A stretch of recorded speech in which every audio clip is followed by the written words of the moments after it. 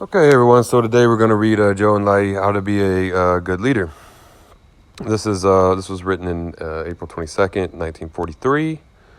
Editorial note: the outline of a talk to cadres of the Southern Bureau of the Central Committee of the Chinese Communist Party, originally titled "Outline of a Talk on Leadership and Review of Work." So this is in 1943. Things were nearing the end of the struggle with the Japanese imperialism. And then, it was, kind of before the 4-year civil war that followed with the Kuomintang. And, but this is how to be a good leader. So let's go ahead and get into this. There's sections here. How many sections is this? 9 of them. So it won't be hard to read. Let's go ahead and get into it. The definition of a leader. Any cadre may at some time have to take up the work of leadership, and very likely he is already doing such work. Therefore, the work of leadership concerns leading cadre at all levels, whether the lower, middle, or upper. Among the staff members of Hongyan and Sengjian, there is only a difference in the kind of work each does, but no distinction is drawn between the leaders and the led, still less between cadres and non-cadres. Although some cadres working in Hongyan and Sengjian and in the office of New China Daily are not directly shouldering the responsibilities of leadership. They are in fact leaders. 2. The stand a leader should take.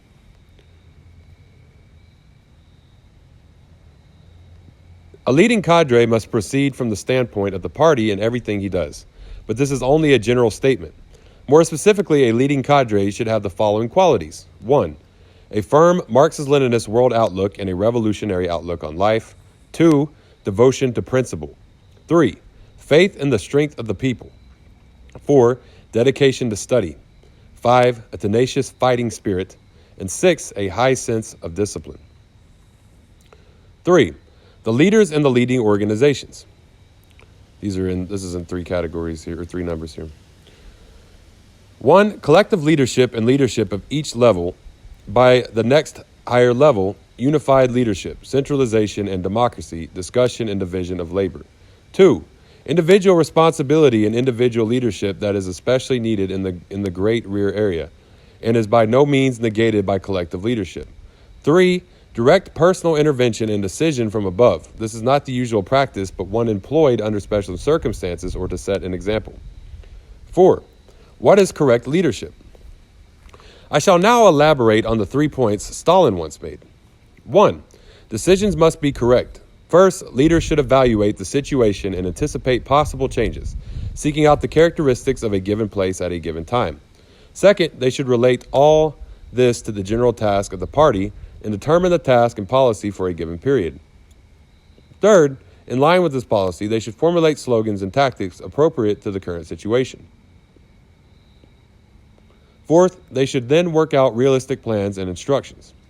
They should do all this through in-depth investigation and study of actual conditions, linking up the results with party tenets and principles. 2. Correct decisions must be implemented. First, leaders should organize discussions of ways to implement the plan and carry out instructions. Second, they should carefully select capable persons and put them in charge of the plan's implementation. Third, they should organize efforts to realize the party's plan. Fourth, they should organize efforts to realize the party's plan. Fourth, they should personally take part in the implementation so as to set an example. By so doing, they can discover through practice whether the party's line and tactics are correct or whether they should be modified. 3. There must be review of the actual implementation of the decisions. Methods of making such reviews. A.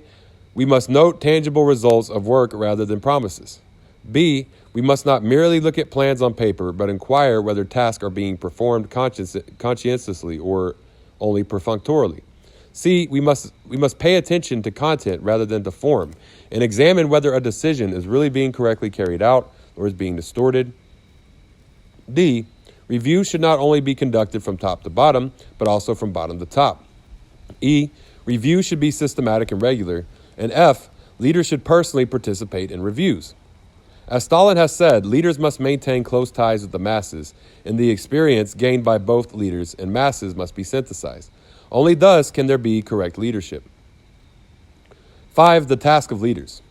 Comrade Mao Zedong said that the task of leaders consists in using cadres well and implementing policies. This is true. Breaking them down, I think they are as follows. 1. Leading cadres should pay close attention to ideological and political leadership. This requires that they constantly raise their own ideological level and strengthen their own political training. We ask our comrades to concentrate on the following. A. Placing emphasis on important matters. B. Sharpening political vigilance. C. Raising their theoretical level. D. Intensifying ideological struggle both inside and outside the party. E. Actively publicizing the policies and achievements of the party. 2. Leading cadres should give careful thought to organizational leadership. Once the political line is laid down, organizational work decides everything. We draw our comrades' attention to the following points. A. Organizational leadership should be raised to the level of political leadership. In other words, all kinds of work should be put on a principled basis and connected with political tasks. B. All organizational and day-to-day work should serve to guarantee the fulfillment of the party's political task and the realization of its work plans. C. Importance should be attached to the party's day-to-day leadership so that party organizations stay close to the grassroots and their work becomes even more concrete. D. Party organizations and the masses must be mobilized to strive to surmount all difficulties. And E. We should combat all forms of opportunism such as perfunctoriness, empty talk, arrogance, bureaucracy, formalism, and red-taped routinism, corruption, degeneration, etc. 3. Prudence should be exercised in selecting cadres and assigning work. This is also part of organizational work, but it can be taken separately. Both political qualifications and work competence are indispensable criteria for selecting cadres, but political trustworthiness takes precedence. Stalin once pointed out that the harm does to the party when people made appointments not in accordance with principle. He said that such persons were followed by a large entourage. Wherever they went, and they employed only those whom they regarded as their own men. In one of his reports of the rectification movement, Comrade Mao Zedong, too, criticized such persons for being, quote, dishonest. That was the failing of those, quote, imperial envoys who rushed everywhere, end quote.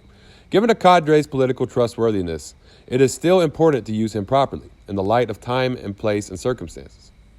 4. Work should be reviewed. The performance of working personnel and the implementation of the work plan must be reviewed. As Stalin has said, the objectives of the review are, first, to get to know the qualifications of the cadres. Second, to determine the virtues and effects of the executive apparatus. And third, to determine the virtues and effects of the task or instructions that are set. Some leaders think reviews of this sort are likely to expose their own weakness, marring their prestige or shaking their self-confidence. This is incorrect. Leaders enhance their prestige by correcting their mistakes, not by covering them up, and by immersing themselves in hard work, not by bragging or boasting. Confidence will only be strengthened and not weakened through the correction of mistakes. It is only those who are vain and concerned with face saving who fear the exposure of mistakes. 5. Go among the masses. The leaders should not only educate the masses, but should also learn from them. The reason is that the leaders' own knowledge is incomplete and their experience insufficient. Leading positions in themselves cannot bestow knowledge and experience, so it is essential to go to the people and draw experience from them. We ask that comrades A. Get close to the people, maintain contact with them, and to some extent become one with them. B. Heed the voice of the people. C. Learn from them. And D. Educate them instead of tailing behind them. 6. Leading the masses and befriending them. The masses are not led in the same way as party members. The way we lead the masses and the attitude we take towards them should not make them feel that we are exercising leadership. The basic method of leading masses and persuasion and definitely not command. The basic method of leading masses and persuasion and definitely not command. Only in situations when it is necessary and when the majority agree while the minority still do not, may we compel the minority to carry out the decisions of the majority. 3. The leaders themselves should play an exemplary role in giving leadership to the masses and befriending them. 4. When necessary, leaders should ignore insults hurled at them. 5. Leaders must never underestimate the role they play or the influence they exert, and work must be prudently cautiously. 7. The art of leadership. According to the art of leadership as expounded by Lenin and Stalin, leaders should not run too far ahead of a movement, nor should they lag behind. Rather, they should grasp the key task and push the movement forward. According to the art of leadership, as expounded by Comrade Mao Zedong, they should take into account the overall situation, think in terms of the majority, and work together with our allies. 8. Work methods. 1. Examine theoretical tenets and principles in the course of struggle. 2. Determine and review policies in the course of concrete work. 3. Improve work in a revolutionary spirit. 4. Promote democracy and encourage criticism and self-criticism. 5. Employ mainly persuasion and not administrative fiat. Resort to orders only in emergency situations. 9. Work style. 1. Lenin's style of work consisted of Russian revolutionary sweep and American efficiency. 2. Comrade Mao Zedong's style of work consists of the modesty and realism of the Chinese people, the simplicity and industriousness of the Chinese peasants, the love of study and deep thought of the intellectual, the flexibility and cool-headedness of the revolutionary soldier, and the tenacity and staunchness of a Bolshevik. 3. Combat all forms of opportunism manifested in day-to-day work.